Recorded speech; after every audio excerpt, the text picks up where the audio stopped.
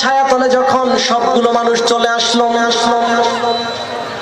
মানুষের মধ্যে ভ্রাতৃত্ববোধ, মানুষের ভিতরে মায়া, স্নেহ, প্রীতি সব কিছু যিনি ঢুকিয়ে দিয়েছেন তিনি কে? জোরে বলেন না কে? উল্লেখযোগ্য দুইটা গোত্র, একটা ছিল আউস আর একটা হচ্ছে খাজওয়াজ। এরা বছরকে বছর যুদ্ধে লিপ্ত থাকতো। এক কওমের সাথে এক গোত্রের সাথে আরেক গোত্র আত্মীয়তার সম্পর্ক করতো না। এক গোত্রের লোকেরা আরেক গোত্র দেখলে এমনি টেরা চোখে দেখতো, এই মনে হয় ধরবে। কিছু মতাদর্শের ভিন্নতা, দলের ভিন্নতা, ব্যক্তির পছন্দ অপছন্দনীয়তা, এর মধ্য দিয়ে যদি পার্থক্য থাকে, এই লোকটা যেমনই হোক না কেন তারা দেখলে আর চোখে দেখতো এমন লোক এই দেশে ছিল কি ছিল না? আপনারা এই দেশে ছিলেন না তো, আপনারা তো পাকিস্তান থেকে আসছেন। ছিল এরকম লোক। আল্লাহ রাসূল সাল্লাল্লাহু আলাইহি ওয়াসাল্লামের আগমনের পূর্বে মানুষগুলো এমন ছিল। আউস গোত্রের কোন মানুষকে যদি খাজওয়াজ গোত্রের লোকেরা দেখতে পেত, কখন যেন ধরে বসবে এমনটা ফাঁদ খুঁজত। শুধু যুদ্ধের পর যুদ্ধ, হানাহানি, মারামারি, খুন, রাহাজারি ছাড়া তারা আর কিছুই বুঝতো না। কিন্তু আল্লাহ রাব্বুল আলামিন যখন দিনের সুশীতল ছায়াতলে তাদেরকে আনলেন, আল্লাহ রাব্বুল আলামিন তাদেরকে যখন ইসলামে প্রবেশ করালেন, হেদায়েত যখন দিয়ে দিলেন, আল্লাহ রাব্বুল আলামিনের এই কোরআনের রহমতে তারা এমন সম্পর্ক করেছে, আপন ভাইয়ের জন্য যেমনটা করে না এর চেয়েও বেশি একজন মুসলমান অপর মুসলমানের জন্য করে। কন্যা সুবহানাল্লাহ। আল্লাহর নবী সাল্লাল্লাহু আলাইহি ওয়াসাল্লামের প্রিয় সাহাবীরা যারা হাদিস রওয়ায়াত করেছেন, এই আয়াতগুলোর শানে নুজুল যারা বলেছেন, মুহাদ্দিস মুফাসসিরের মধ্যে মুজাহিদ ছিলেন অন্যতম। মুহাজির সাহাবীদের মধ্যে উনি বলছেন, ইসলামের পূর্বে আর পরে এই দৃশ্যটা এত সুন্দর ছিল। পূর্বের মানুষগুলো ছিল একজন আরেকজনের শত্রু। একজন আরেকজনকে দেখলেই মনে হয় আক্রমণ করবে, অ্যাটাক করবে, হামলা করবে, হত্যা করবে। কিন্তু যখন ইসলামের ছায়াতলে তারা আসলো, একে অপরের সাথে এত সুন্দর সম্পর্ক করেছে। জিহাদের ময়দানে তারা নজিরবিহীন অবস্থায় ইসলামের সহযোগিতা করেছে, যেমন সহযোগিতা নিজ পরিবারের ভাইয়ের জন্য করে না। কন্যা সুবহানাল্লাহ। এমন মহব্বত, এমন মায়া সৃষ্টি করে দিয়েছেন যেই বিধানটা দিয়ে, সেই বিধানের নাম কি? অর্থাৎ এই কোরআন এই সূরা আল ইমরানের 103 নম্বর আয়াতে এগুলোই বলতেছে। এখন 103 নম্বর আয়াতে যে কথাগুলো বলতেছে শুনবেন তো? জোরে বলেন, শুনবেন? শুনে কি করবেন? আমল করতে হবে। কি করতে হবে? এই তিনটা আয়াতের মধ্যে 4-5টা আমল আছে। এই আমলগুলো করতে একটু কঠিন, একটা আমল সহজ, সেটা বলে দেব। যে আমলগুলো দেওয়া হবে আল্লাহর তরফ থেকে, কোরআন থেকে, আমল করার চেষ্টা করবেন ইনশাআল্লাহ। 1 নম্বর আমল আল্লাহ রাব্বুল আলামিন সূরাতুল আল ইমরানের মধ্যে জানিয়ে দিচ্ছেন, ওয়া'তাসিমু বিহাবলিল্লাহি জামিআন ওয়া লা তাফাররাকু। আল্লাহ রাব্বুল আলামিন বলেন, ওয়া'তাসিমু বিহাবলিল্লাহি জামিআন ওয়া লা তাফাররাকু। তোমরা আল্লাহর রজ্জুকে শক্ত করে সকলে মিলে ধরো। তোমরা সকলে আল্লাহর রজ্জুকে শক্ত করে ধরো। ওয়া লা তাফাররাকু, দলাদলি করো না। 1 নাম্বার আমলের নাম কি? দলাদলি। আরো জোরে। কার কথা? আরো জোরে বলেন, কার কথা? বিশ্বাস হয়? ওয়া'তাসিমু বিহাবলিল্লাহি জামিআন ওয়া লা তাফাররাকু।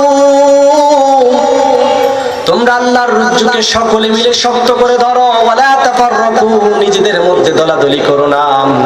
ওয়াজকুর নি'মাতাল্লাহি আলাইকুম, আর স্মরণ করো আল্লাহর সেই নিয়ামতকে। ওয়াজকুর নি'মাতাল্লাহি আলাইকুম ইয কুনতুম আ'দাআন ফাআল্লাফা বাইনা কুলুবিকুম, যে নিয়ামত দেওয়ার পরে তোমরা ছিলে শত্রু, পরস্পর শত্রু।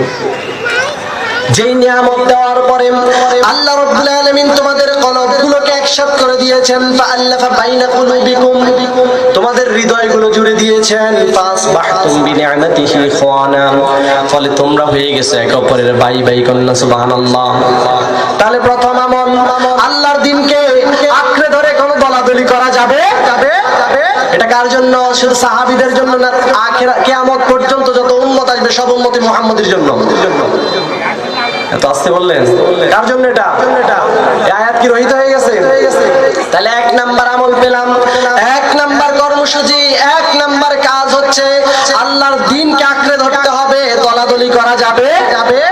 যদি একসাথে থাকা যায় তবে আল্লাহ রাব্বুল আলামিন আমাদের দিলগুলোকে জুড়ে দিবেন, আর আমরা একে অপরের সাথে ভাই ভাই আন্তরিক মহব্বত হয়ে যাব। সুবহানাল্লাহ। আল্লাহ রাব্বুল আলামিন বলেন ফাসবাহতুম বিনিআমাতিহি ইখওয়ানা, অতঃপর তোমরা হয়ে গেছে একে অপরের ভাই ভাই।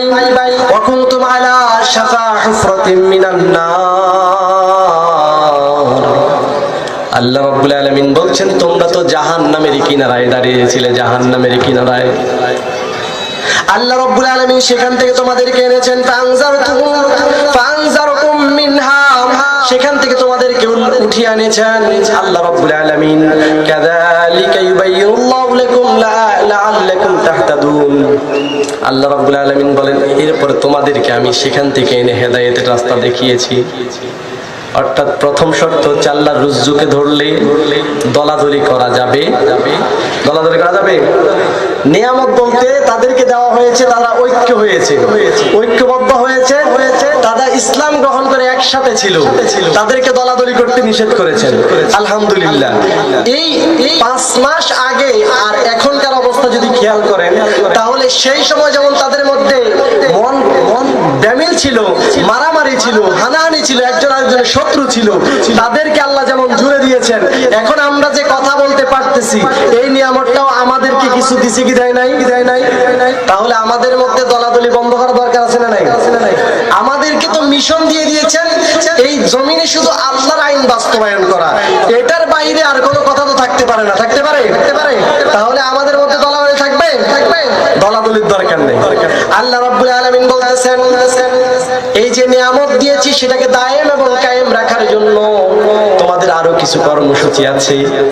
ওয়ালতাকুম মিনকুম উম্মাতুন ইয়াদউনা ইলাল খায়র, আরেকটা কর্মসূচি হচ্ছে তোমরা যখন আল্লাহর রুজ্জুকে আঁকড়ে ধরবে, দলাদলি করবে না, তখন আল্লাহ বলছেন তোমাদের মধ্যে থেকে ওয়ালতাকুম মিনকুম, অবশ্যই তোমাদের মধ্যে থাকতে হবে উম্মাতুন ইয়াদউনা ইলাল খায়র, তোমাদের মধ্যে থেকে একটা দল অবশ্যই থাকতে হবে যারা নাকি মানুষদেরকে ডাক দিবে খায়রের দিকে, কল্যাণের দিকে।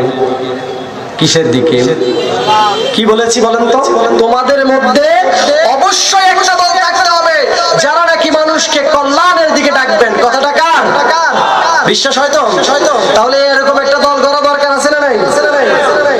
ওয়ালতাকুম মিনকুম উম্মাতুন ইয়াদউনা ইলাল খায়র, তোমাদের মধ্যে এমন একটি দল থাকতে হবে যেই দলটা মানুষদেরকে কল্যাণের দিকে ডাকবেন।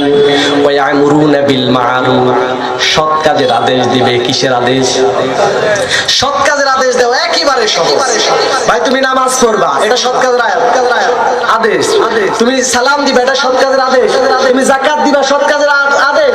তুমি সাদাকা করবে, এটা সৎ কাজের আদেশ। তোমার হজের হুকুম হয়েছে তুমি হজ করো, এটা সৎ কাজের